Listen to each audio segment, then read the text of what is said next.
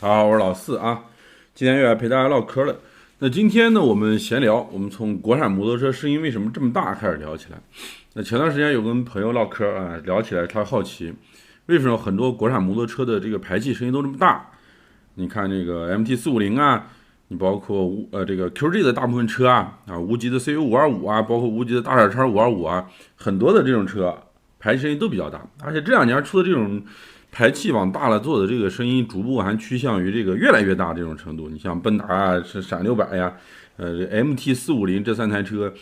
已经是最近试驾的时候已经引起人体明显不适的这个音量了。为什么要这么搞呢？对吧？这个是一个很有意思的问题啊。他当时就问我，是厂家很喜欢这个，他们觉得这个排气声音大很好吗？其实这个问题就反映出来一个认知偏差，那就是很多兄弟都可能会具有的这样一个认知偏差，就是觉得厂家跟用户一样，都希望做出更好的车。那这是一个比较严重的认知偏差，导致你看待摩托车厂很多决策的时候，会出现这个相反的结论啊。这明显其实就是被厂家宣传洗脑洗蒙了，觉得大家好像都有共同的追求啊，什么这个某某厂家的领导啊之类的，经常会宣传这种东西。但是其实他作为一个厂家，只对一件事情感兴趣，那就是做一台赚钱的车，做一台好卖的车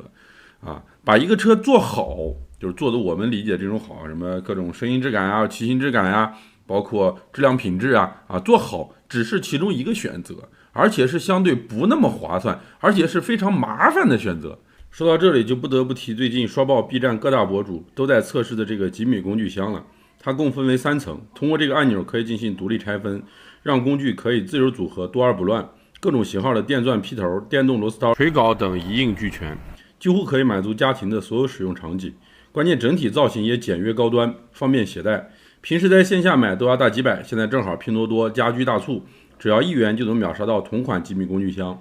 不管出去使用还是带出去都非常的方便。而且这次官方趁着5·1又下血本，加了好几千个名额。现在点击视频下方和评论区置顶链接，赶紧抢吧！这个羊毛都拿不下你吗？快去看看吧，兄弟们！那相反其实还有很多的这个选择是比较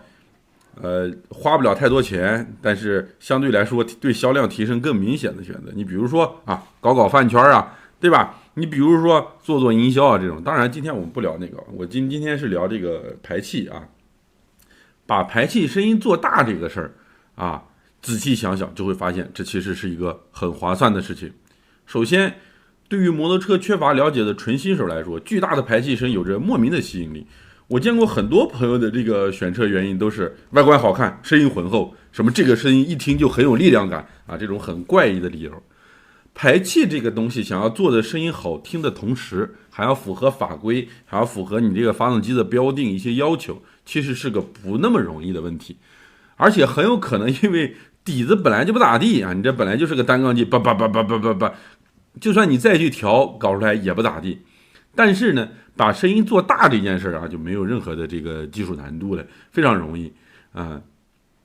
你想搞那个什么，真的说把声音搞纯净一点，真的挺难的。但是咋呼呼，你把声音搞大一点，好像也有那么个意思。我看很多人说这个什么马蹄声这个一看见微缸就是马蹄声其实正儿正经的这个马蹄声去调，想调好听，滴滴嘎滴滴嘎滴滴嘎，挺难调的但是呢，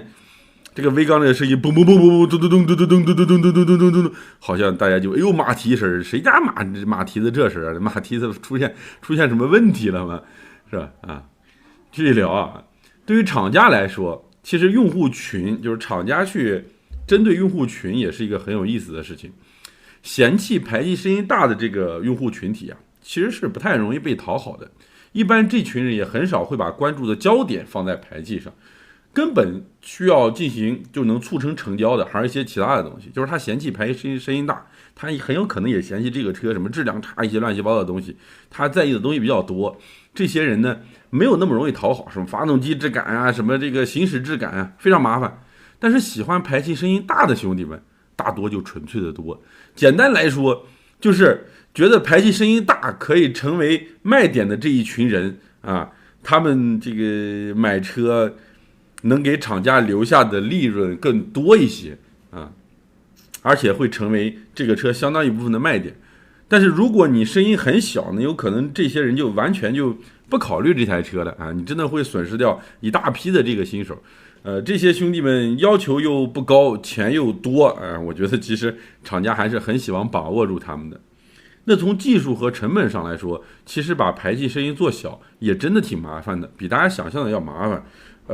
排气这个声音它分为什么高频的、低频的、中频的，你要选择性的留下哪一些，然后